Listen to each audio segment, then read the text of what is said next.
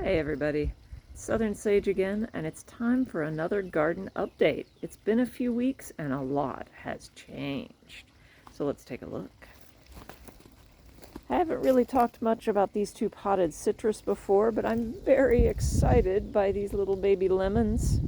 I have never grown lemons before, and this tree is exceeding all possible expectations in its second year. The lime tree, less so, but it's still pretty. So that's happening. In our grafting bed, if you watched the grafting video, I tried grafting several of these and had two major problems. The first one, that the rootstocks and the scion wood I bought were not really compatible sizes. And I did not get my new grafting tape, parafilm grafting tape that I like to use, and so I tried using the cheap, crappy plastic stuff that came with a different kit, and frankly it sucked, and several of the grafts failed because that tape let go and did not do its job. But the rootstocks are all doing great, so I will try grafting them again next year. In our elderberries, we have lots of them coming up. Lots of the elderberry cuttings are turning into very nice healthy elderberry plants that I will transplant out to other places in the fall. And then I got the kiwis in the ground on this trellis, so we will start them growing up onto the deck from down here. So they've got a nice heavily mulched and amended place to grow. There are 3 different female varieties and 1 male, because kiwis are gendered. The strawberry patch is still going well. You can see little ripe strawberries under there. So I'm well into picking every other day and enjoying fresh strawberries as my breakfast every morning, which is wonderful. The cabbage and broccoli are doing great. I'll pick this up so you can see how much they've grown. Look at those beautiful plants. If you go back and look at the planting in sheet mulch and you see how tiny they were, how they were completely buried in this mulch that they're now dominating, it's pretty impressive how far it's come. I'll get this weighted back down so the cabbage moths don't get in. I've harvested about 1/3 of the broccoli plants, and the other 1/3 are still in there doing well. I've been working on expanding the herb garden, so there's some lavenders in here, and then of course sage and thyme and oregano, and my currants on this wall that I don't think I've really talked much about before have berries on them. So these are all black currants, which if you haven't tried it as a fruit, you really should. They're very tasty. And my gladiolus that came from my old farm is coming up beautifully. Those irises were gorgeous in season as well. So the herb and perennial areas are doing well. My 2 clematises are slowly growing over this arch. So here in another year or 2, that's going to be a really pretty way into the garden. I've been working on expanding the width of this planting bed by the fence. So it has a row of beans down here. So those are pole beans that will climb the trellis. And then a line of peppers outside of that. So I'll do a different video on how I'm making this bed, because it's kind of a hybrid of double digging and sheet mulching or lasagna gardening. The grapes in between are thriving, doing great. And our garden beds are fabulous.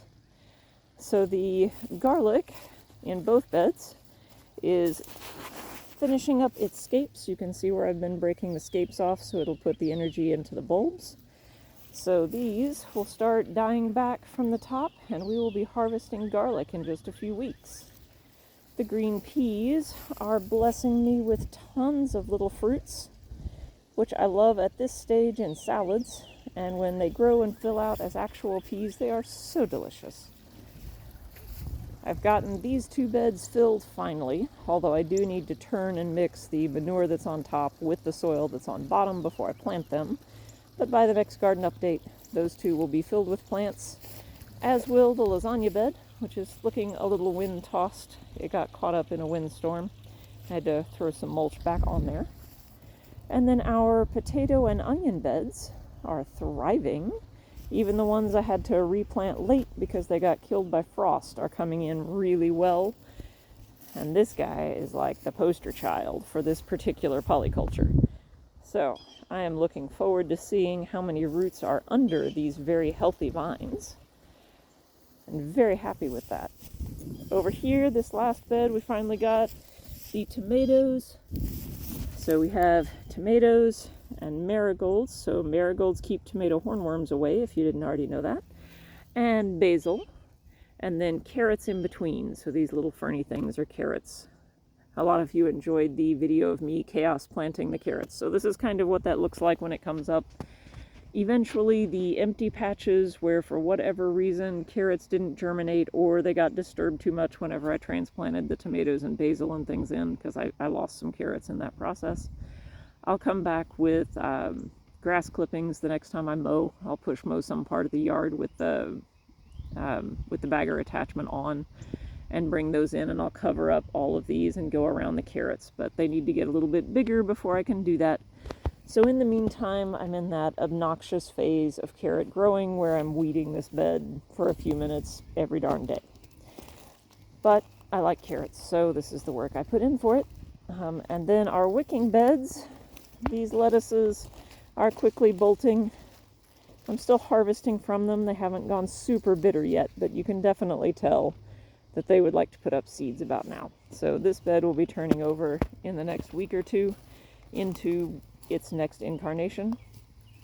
And these two are fabulous. I encourage you to go back and watch the shaker mix planting for how these started, because it has not been that long ago. So we have a host of turnips, that's these guys, are dominating here, but there is lettuce underneath, a heat-tolerant version of lettuce, and some radishes in here. I've already pulled a couple of radishes to snack on for salads. And then the squash at the back are doing well, and I'm starting to wind them through this trellis so that they will get some vertical growing space. And then the kale and arugula over here are just so awesome. These have been dominating our salads this week. It will eventually get too hot for them, and they will bolt also, and then this will become something else. I think green beans is what I had slated to go here after these greens. But for now, fabulous! And the squash on this side are also doing wonderfully. In other perennial news around the edge, the blackberry plants. I got these 6 free from a friend who had an overgrown patch, and they are absolutely loving life. So I'm looking forward to blackberries maybe next year, once these guys get a little happier. The peach tree is doing great, and so is his friend the plum tree over there. And the 2 pears on the other side are doing good as well. And then we come over to our fountain, which, as you can see, has acquired most of the pots it's going to have and is adding so much ambiance and joy to this garden. There are 3 or 4 goldfish in there eating mosquito larvae. They have done an absolutely amazing job of keeping that under control, although they're pretty shy, so we almost never see them. We just see the results of their work. So this feature has worked out fabulously well, and I'm pretty darn proud of it. And then, if you've been keeping up, that's the compost pile we made a few days ago. I think I posted that video late last week. And then that's a more long-term compost bin that someday I will make look a little bit prettier. And there we are. That is the garden update. So I still have lots of spring planting to do. I've got lots of peppers, 24 of them I think, still sitting in their potted up pots that need to go out in the garden. So I've got to finish these beds out so they got a place to be. I've got a bunch of sweet potato slips ready to go out into those beds I told you I needed to turn over. That's where they're going. And I've got a whole bunch of other herbs going other places on the property. But for today, that's our garden update. So I hope you have enjoyed seeing how much the garden has changed over the course of a few weeks. And I hope you'll check back in a few more and see the new things that happen, because stuff's happening every day. So as always, if you liked the video, give it a like, subscribe to the channel, let me know what else you'd like to see, let me know if you have questions about anything you just saw on the garden tour, and I look forward to hearing about your gardens. Thanks.